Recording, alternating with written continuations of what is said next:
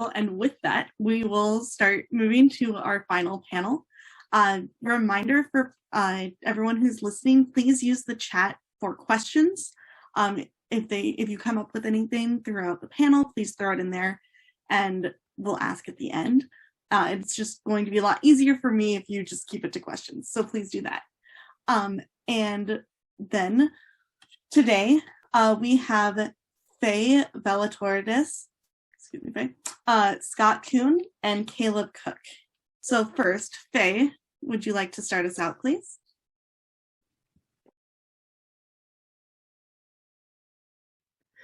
I haven't been on Zoom in a while and I forgot I have to unmute myself. My name is Faye Valtadoris. I am a Japanese teacher at a public school here in Michigan.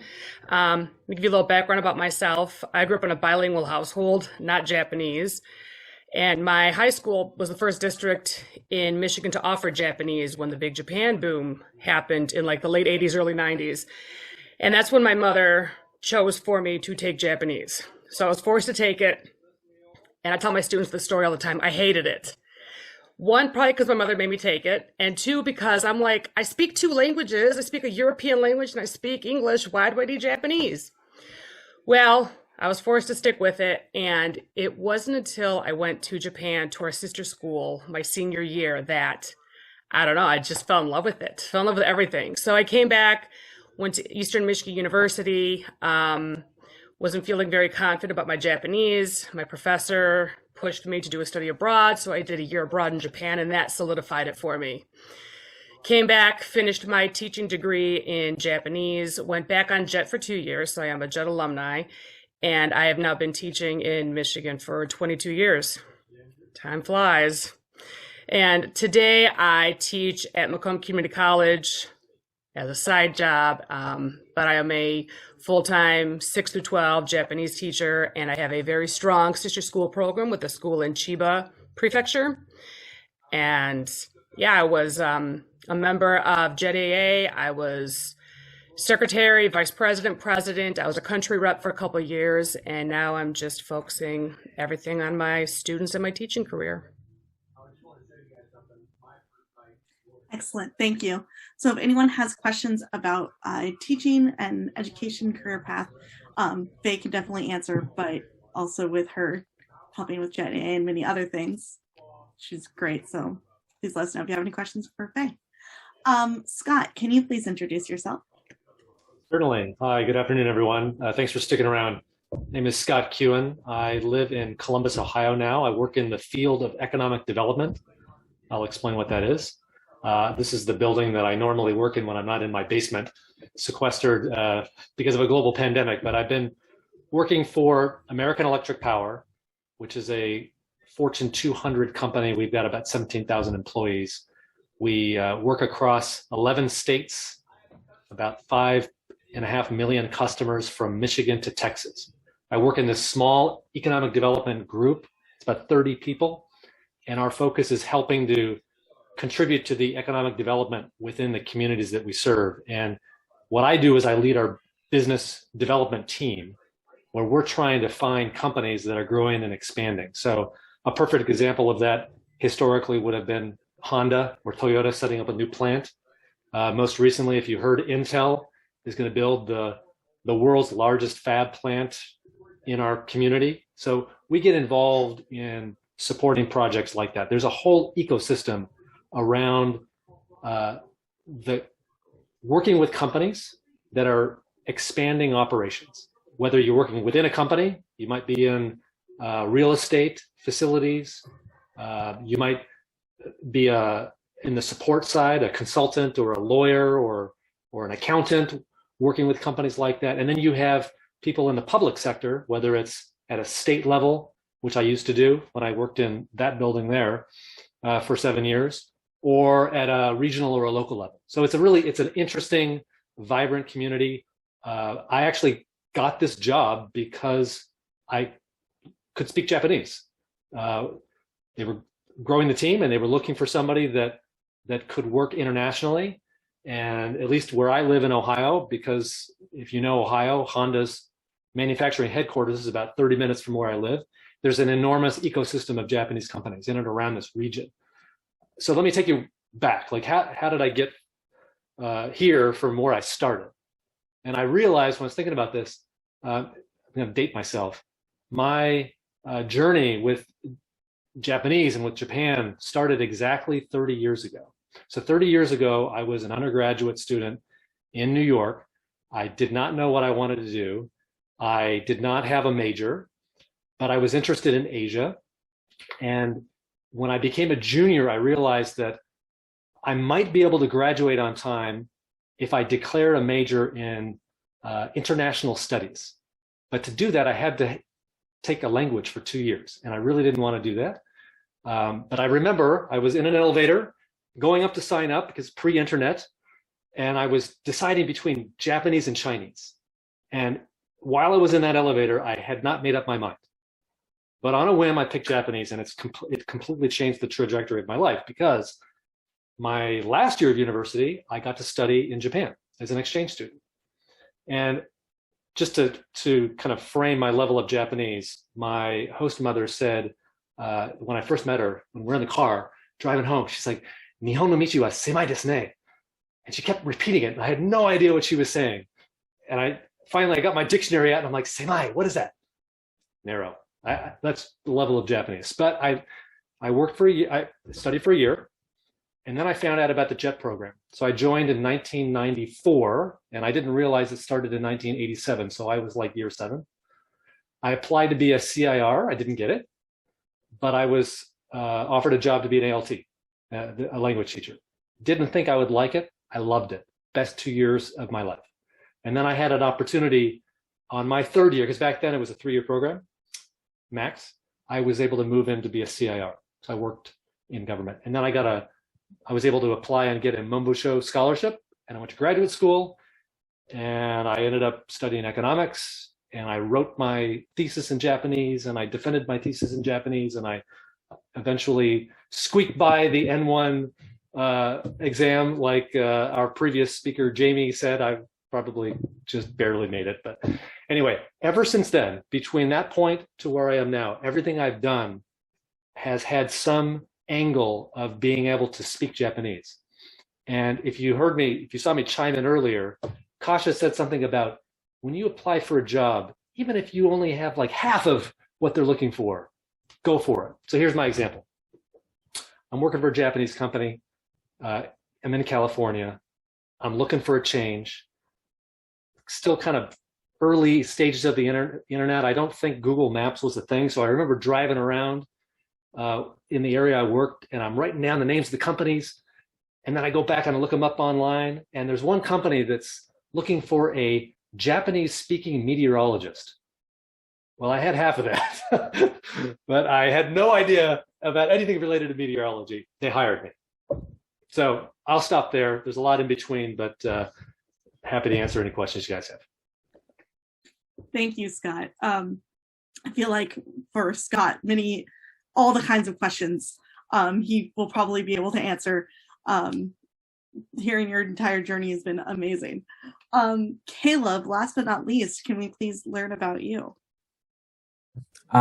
So I'm Caleb Cook. I was a ALT on JET from 2011 to 2013 in Miyagi Prefecture, far in the north, but not far enough north for the insulation in the walls. So that was the coldest 2 years of my life so far, hopefully ever. When I was done with that, I came back home to New York at that point with no job lined up, did some odd jobs for a while. But really, I wanted something involving my Japanese skills, which in my mind were the only skills I had at that point. So I was lucky enough to get in the door with someone at Yen Press, which is a manga publisher in New York City. And I'll say this right off the bat, with these manga publishers, I always have people asking me, do you need the JLPT certification? Do you need this? Do you need years living in Japan? No. All the publishers care about is, can you translate manga? So they'll give you tests. They'll give you a test right off the bat. So with Yen Press, I took their manga translation test. I passed, and that was 8 years ago, and here I am. Since then, I have also been doing work with Udon Entertainment, Viz Media, Square Enix books, Seven Seas, and I'm also doing QA work now with J Novel Club. So those 6 different publishers. When you're a freelancer, it's always a good idea to keep your eggs in multiple baskets, lest disaster strike. And yeah, so all the work I do is freelance. I'm a contractor, which is great because it means I set my own schedule. I never really have to interact with anyone in person. Amazing. And I can work from wherever geographically. But also the taxes are really bad and I have to pay for all my own healthcare. So who's to say how great it is really? But the material is great. I do enjoy that. I work on anywhere from 15 to maybe 20 manga series at a time, which means, like ongoing series, which means getting to be involved with all these different worlds, all these characters on a daily basis. If nothing else, the work is always fresh. There's something new around the corner every day. It's never stale. And yeah, out of those 15 to 20 series, usually about 5 or 6 are what they call simulpubs, meaning simultaneous publication, including the big ones that most of you have probably heard of, like My Hero Academia, Dr. Stone, Dragon Ball Super. And so what the simulpub means is that those English chapters are released on the same day in English as they are in Japan, which is big. It's a relatively recent development. Mostly, you would think, developed sort of in theory to combat piracy, really. If the chapters released at the same time, in theory, people would say, why would I go for the pirated version when the official version is out at the same time? In theory. What this means for me, though, is that I get to work on these, the newest, latest, unreleased chapters about a week before the rest of the world sees them, and which is a very different beast than working on a full graphic novel that's already come out, because the deadlines are tighter. The material is like top secret, big legal trouble if I ever leaked spoilers. And there's no way to know what's coming next in the story.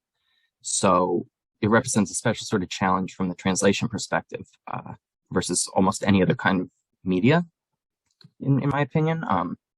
You sort of have to guess where the author's going with this. Is this hinting at some foreshadowing? Maybe. Should we emphasize it? I don't know. But you get, after enough years doing this, you sort of get a feel for these things, sort of trying to look into the author's head and guess what they're thinking. And yeah, just to finish, I'm going to do a little screen share. I just have a sample of a manga chapter. This is, I think, did that work, everybody? Thumbs up? Yes? Yeah, okay. This is the latest chapter of My Hero Academia. I'll go through it quick, so if you're worried about spoilers, I won't linger too long. This is just a brief view of what am I actually doing? So yeah, you can see on the title page, there's my name on the bottom in the smallest possible font. Pretty nice. So yeah, this chapter was actually an interesting one because look at all this graffiti over here. This was miserable. I spent hours on this trying to decipher, because this was all in Japanese, of course, originally. And then the letter goes back in and retouches the art to insert that text. And then, yeah, there's the standard text, translate all that, of course. Then the other sort of unique thing about manga, in my opinion, is sound effects, which sort of constitute a whole different language. It's you can learn Japanese and then you have to learn Japanese sound effects.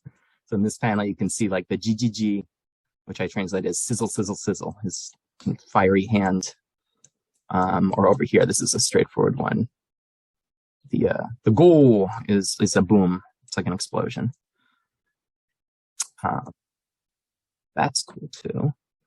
And then, yeah, sometimes you get pages like this, which are just walls of text. Definitely take longer. And yeah, so that's a manga chapter. That's the sort of file I get once a week for each of the simulpub series. And I have to write up the script, hand it in, and then a week later, it goes up on the internet for the world to see. Pretty cool. And yeah, that's all from me. Oh, thank you. So we already have quite a few questions in the Q&A, or in the chat, excuse me. But please feel free to keep sending them through. We are going to jump back to Faye really quick. Faye, can you explain what a sister school is? And did you have to start up with the sister relationship yourself? And if so, how did you do that? So the way that my sister school program works, and this is pre-COVID, I haven't seen them in 3 years. They would come here in March, which, as you know, is the end of their school year before their new school year. And they go to New York for a couple of days, and they come to my school, Clarkston High School, for a week. And they stay with my students. We host the teachers, we host the students, and they do presentations on Japanese culture, life, food, teenage life, all in English. And they do this every year because they have different teachers that come every time. But when I go to Japan, we reciprocate and we go to Japan. Same thing. We go there for a week. We stay with the students and the teachers there in Chiba. We do presentations in Japanese on American life and whatnot, but it's always me that goes. And if you've lived in Japan, if you love Daiso and Lofto, you're going to get broke real fast. So I can only go like every other year. But this program, I started teaching in Clarkston in 2006, and I got an email from this teacher in Japan. I had no idea this program even existed. And he was like, "Hi, I'm so-and-so. Your predecessor had this program with us. They would come to Japan and visit us, and then we'd come there. Would you like to continue it?" And I didn't know what I was in for. I'm like, "Sure, no problem." It's a lot of work. Finding host families, getting all the plans planned out, getting every detail for every day, getting donations for the potluck and whatnot, but I've mastered it to a T, and it's worth it. Seeing these connections that my students and the students from Chiba make, I've seen students who are friends 15 years later still from the first student that they hosted when they were in high school. So right now with COVID, we're going to start doing Flipgrid, which is like recorded video chats for each other, just because Chiba was definitely closed. They wouldn't let anybody out and nobody in. So this year didn't happen either. But that's what it is, just an exchange program. And for us, it's unique because they come during the school year for us. And for me, it's a great week because I don't have to do any teaching. They do it all. But it's an amazing experience for my students, for their students. Great, thank you. It's good to hear. Scott, we have someone who's an economic and Japanese major, and they're wondering what kind of avenues there are for jobs in that field, especially using their Japanese. Yeah, sure. I saw that question from Christian. It's a pretty broad question. I can just think of so many different avenues to take that. I think one comment I would make, though, is somebody earlier was asking about finance in Japanese. And my own personal observation, if you want to work in business, if that's your goal, is to work in the business world, language is not good enough. And in fact, I've heard a lot of people talk about the fact that, whether you have N1 or N2, whatever, it really doesn't matter. Unless you're going to be an interpreter, the language, your ability to speak the language and write the language is very much secondary. What can you contribute within the business world? What skill set do you have? So I would encourage anybody, if you're interested in working, I probably could apply this to any sector of the economy, whether it's, the corporate world or not. You've got to supplement your passion for a language with something else that's more tangible and marketable as a skill. Economics is a very wide ranging field. There's so many different angles you could take that. But I think if you can supplement a skill set with the passion for other cultures and other languages, and being able to be nimble and open-minded and accepting of different ways of thinking, I think that's the ticket, in my opinion, for success in any career. Great. Thank you, Scott. Caleb, even if companies don't ask for a JLPT certification, is there a certain level you'd recommend someone having? So, sort of a two-part answer. First, I would say I didn't feel comfortable translating until I was basically fluent. Your mileage might vary on that. You can certainly start. You should start practicing at any level. And even when you are fluent, of course, that doesn't mean you're never going to be like looking up words in dictionaries. But the other element to this answer that I would say is that one thing a lot of people, sort of a misconception is that translation is so much about fluency in the source language, but when it's really more about mastery of the target language. So again, it's like, yeah, I consider myself fluent in Japanese. That was like my baseline. But I still look up words in the dictionary. And the way that I improve at translation is not necessarily by consuming more Japanese media or like, learning more Japanese grammar points. No, it's by reading and consuming more media in English. So I can learn how to be a better writer in English. That's where the growth comes from. At some point, you sort of hit like a cap in Japanese. It's like, okay, you're getting all the cultural nuances, or not all of them, whatever, 90% of them. Can you ever really get all of them? Maybe not. But then from there, it's about how can I be a better writer? How can I improve my English? Yeah. Thank you. And I think that you use a dictionary still is very encouraging for all of us, Yes. I think. And on that, also for anyone, do you have any tips for breaking out of the intermediate level of Japanese? Just feeling very stuck there, as I'm sure we all have. One thing that I did when I moved to Japan was I would watch everything with subtitles. And if there was a kanji I didn't know, I wrote it down and I learned it. As I walked around, I looked at posters, I wrote the kanji down. And then you try to use it, you try to incorporate it. I speak Greek, and even then there are words that I don't know, and I go to Greece and I learn it, and I just keep repeating it, and I start using it, and it eventually starts sticking to you. So that'll help. I actually have a kind of similar experience. When I was studying in college and I wanted to increase my vocabulary, I went out and bought the first maybe 40 volumes of One Piece in Japanese, and just sort of brute forced my way through. And every time I came up across a new kanji or a new vocabulary word, I would write it down in a notebook, and just like pages and pages of this. And yeah, it helped similarly. I think I would just add to, maybe just reinforce what you just heard. You have to put in the effort. Because there was a time when my Japanese was pretty darn good. And that was like 20 years ago.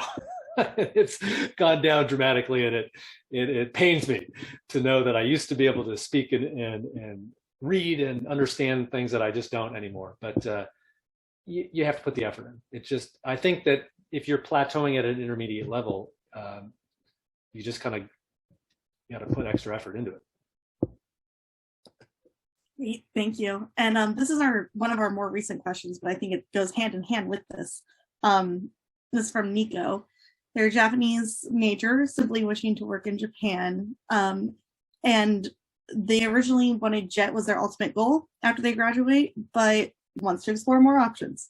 So what is the landscape for working for someone like them, especially during a pandemic?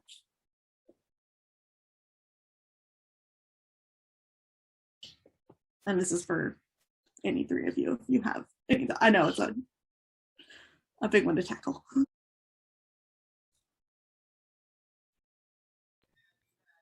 That's a tough question. Yeah, a pandemic anywhere is just kind of hard. I don't know. Is JET still accepting applicants and still sending people to Japan? Yep. Okay. So that's still an open avenue, if you can apply and get accepted into the program.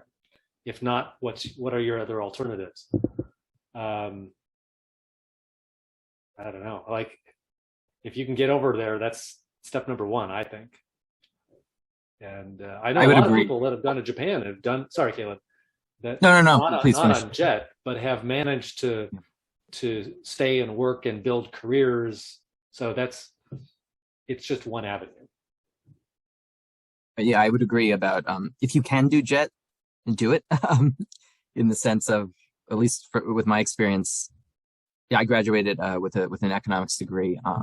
I had no idea what I wanted to do for a living after college, but I knew I wanted to do JET. And after the 2 years there, I still kind of had no idea, but I had the Japanese skills to make something of it. So when I came back, I was able to, with a little more clarity, sort of figure out what I could do and what I wanted to do. Considering right now that the borders are closed, it's kind of tough. But because JET is a once a year application process, you can always look into the private English teaching or tutoring companies.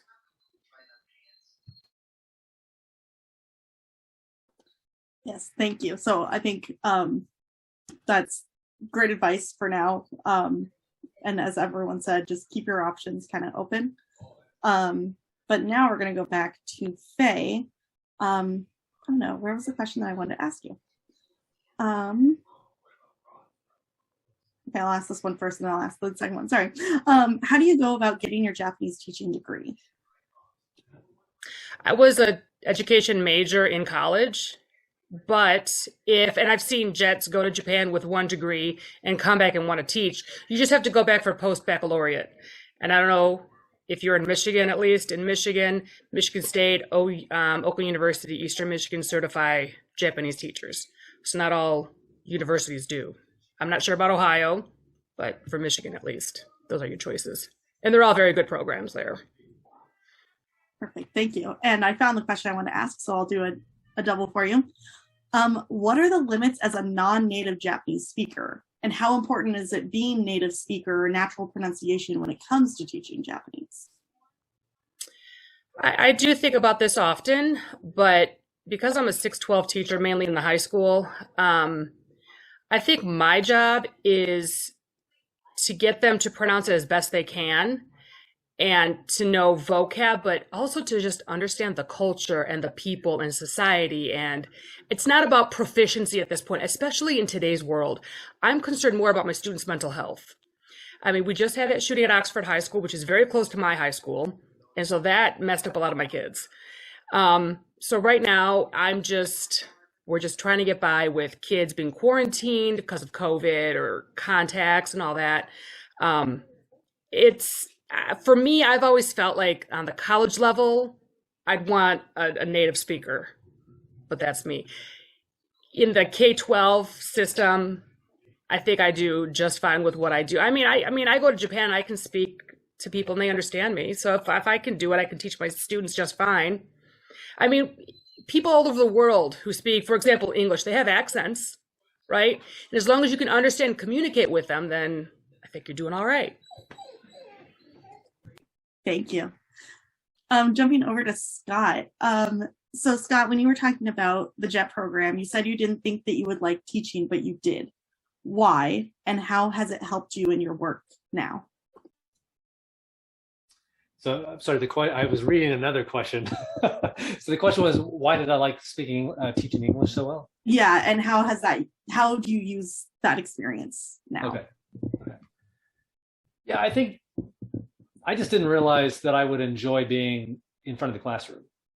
If you were listening to the speaker, the panel before us, James Wilson said exactly the opposite. He said he really thought he was going to enjoy teaching, and he found out that he didn't. And I guess I came at it from a completely different perspective. I had applied to be a CIR. That's where my head was at. I wasn't good enough. I definitely didn't speak good enough Japanese at that point. But I kind of went into it reluctantly and feeling a little dejected. But I think I just loved it. And I was thinking about one thing.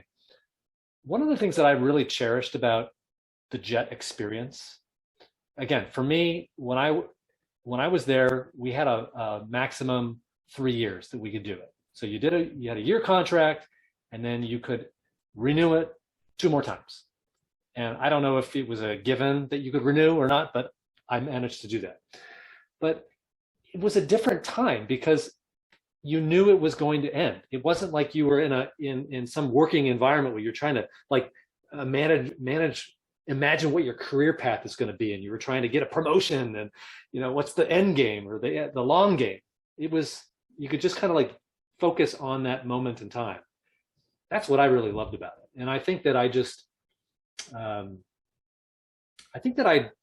took away from being an ALT that passion for being able to just teach anything and kind of apply that in what I do in wherever I'm working. I'm always trying to bring people along, groups along with a common idea. And I think you got to do that as a teacher. I mean, I don't know. That's my 2 cents. No, it's great. Thank you. And this might have been the question that you were reading. What do you think the most desired traits for an economic development director is in today's market? Well, so if economic development director means like at the community level, like if you're working for a city or a region as an economic development director, I think most important, you have to have a passion for the community and kind of a willingness and maybe a capacity to bring very disparate ideas and opinions that people have together to work towards a common goal. Economic development at the community level it's very heavily kind of embedded in the world of politics and local politics. It's not something I'm particularly good at, but you have to be interested in that kind of stuff, I think, to be working in economic development at a local level. Thank you. All right, Caleb, we're going to jump to you.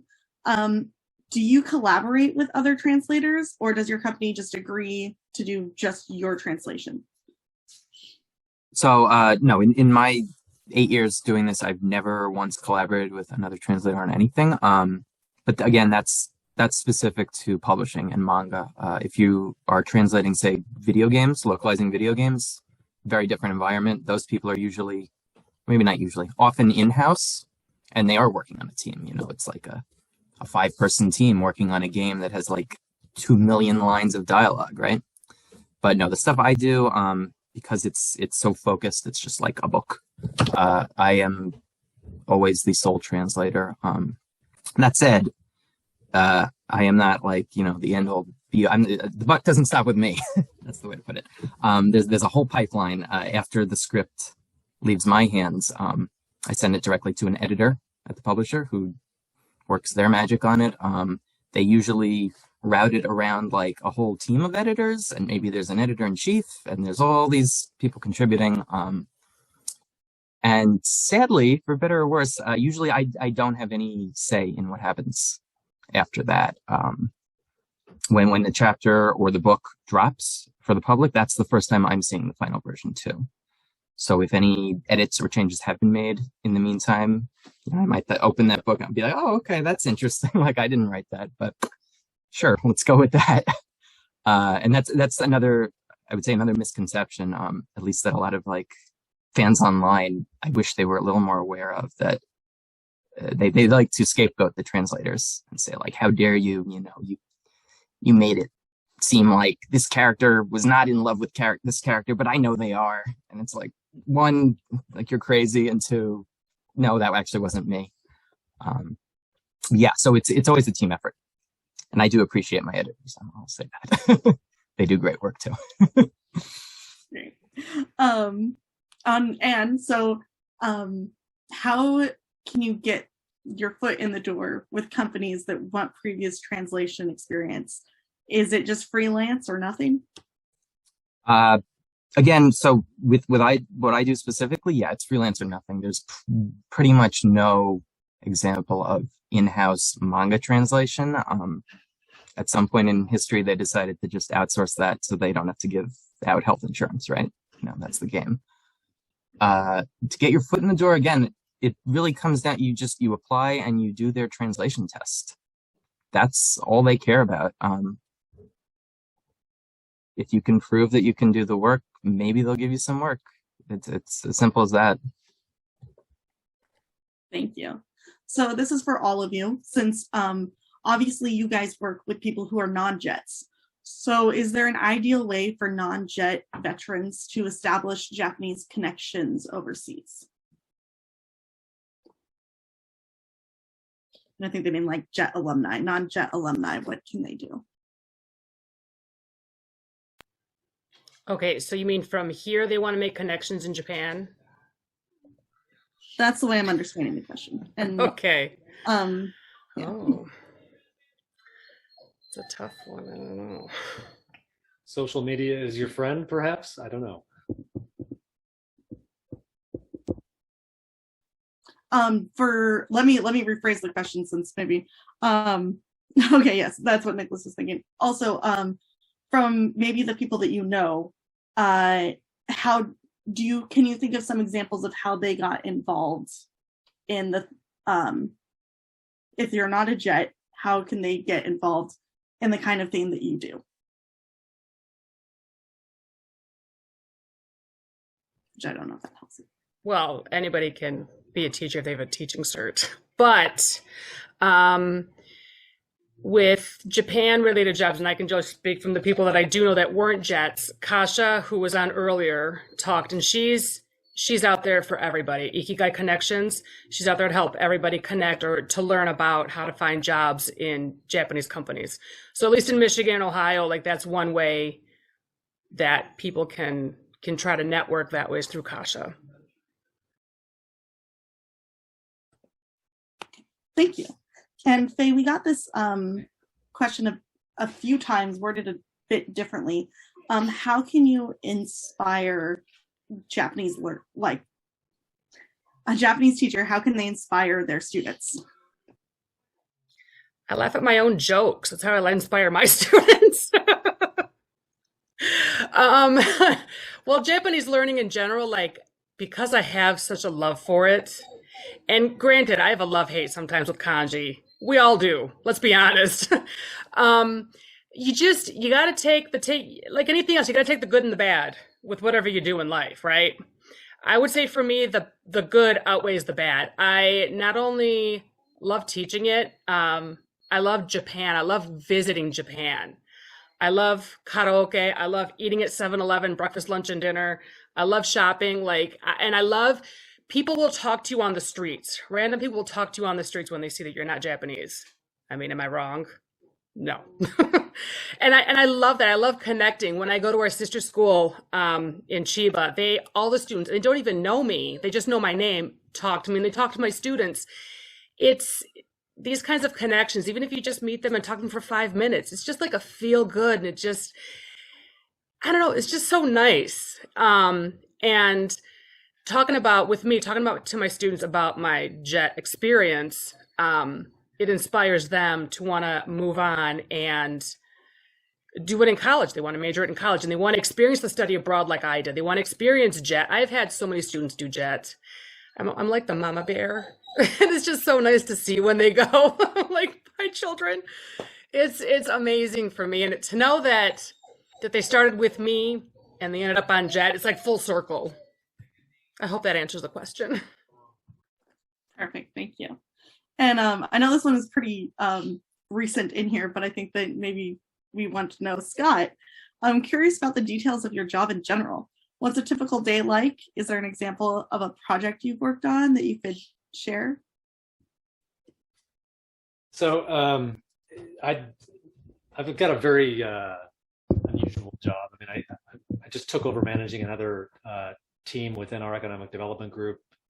I'm kind of like managing the day-to-day operations of the group. But I tell you one thing that I did early on when I was really focused on the international business attraction. I remember I was in Japan at an event and I met a company that from Hiroshima that said that they had plans to put their first US plant, first plant in the US in the future. And they didn't speak any English, but I encouraged, they were coming over later on to a trade show in Chicago. And I said, hey, if you're going to be in Chicago, why don't you come to Columbus? And, I can kind of show you around and see, what would it be like in the Midwest for you to consider putting a plant. So maybe like 6 months later, they took me up on it, but they wanted to actually visit sites. And I ended up driving them from Columbus through Kentucky and West Virginia and into Virginia. And we spent like 3 days together visiting sites. And I culminated with me delivering them to North Carolina, my competitor state. It's like handing them off to effectively my competitor. And I was their translator for, several days. So that was like one really kind of cool thing. I saw another question in there, if I could real quick, about the Boston Career Forum. And I actually thought about maybe mentioning that. I don't know if that's still a thing or not, but there used to be, maybe there still is, this bilingual career forum in Boston. every year, used to be every year. And that's how I got my first job.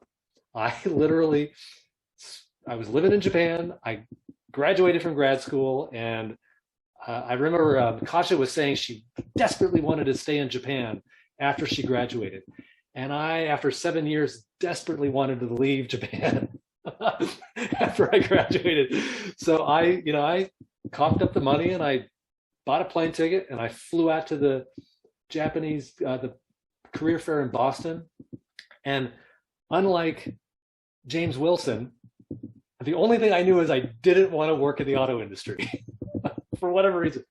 So I got a couple of interviews from that. And one thing led to another, and I got a job out of it. So if you have the opportunity to go to that career fair, I would suggest it.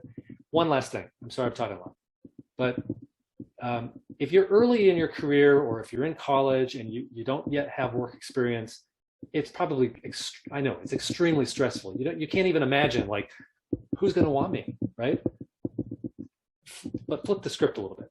So in economic development, I've been working in this field since 2005. And since 2005, every business person and consultant working with companies will tell you the most significant issue companies have is workforce. They can't find enough people and enough skilled people. They can't find people that will show up to work on time. And you'd think after a global pandemic, when the unemployment rate went through the roof, that might have changed. Hasn't changed an iota, and in fact, it's gotten worse. So be confident. There are plenty of employers out there that want smart, gifted people that are interested in the world around them. So you've got a lot to sell for yourself. So good luck. Thank you, Scott. Caleb, we got more for you. A lot of the questions kind of directed at you, or how do I get started? And I think you've already talked about that. So on your job, how do you handle translating regional ways of speaking, like Osaka dialect, and some ways that you tackle sound effects, especially when you get like the onomatopoeia hero? How do you deal with that? Sure. So I don't know, I guess I would say the sort of standard, the boilerplate approach to Kansai Ben or Osaka Ben or whatever, which doesn't necessarily work in every case, is to sort of make it into like a Southern accent in English. I would say especially that doesn't really work because maybe not all the English readers reading your work are even from the US. So like, what does that mean to them? In general, my approach is just to make it slangier, sort of because that's the equivalent. That's how it's sort of viewed in Japan. Like Tokyo accent is just sort of like the straight, and then anything else is like, oh, like sort of off. It's like a variation of that. That's sort of like the perception as I see it. So for an interesting regional accent in manga, yeah, I'll make it slangier. The key point being that you want it to contrast with, if there's supposed to be a contrast, you want it to contrast with how the other characters sound. Sound effects, I'm not really sure. The question is, yeah, I mean, like I explained, it's sort of its own language that you just have to learn on the job, learn as you go. A lot of the sound effects stuff is highly contextual, meaning you can't like make a dictionary of these. It's like, oh, every time the G is going to be sizzle. No, not necessarily.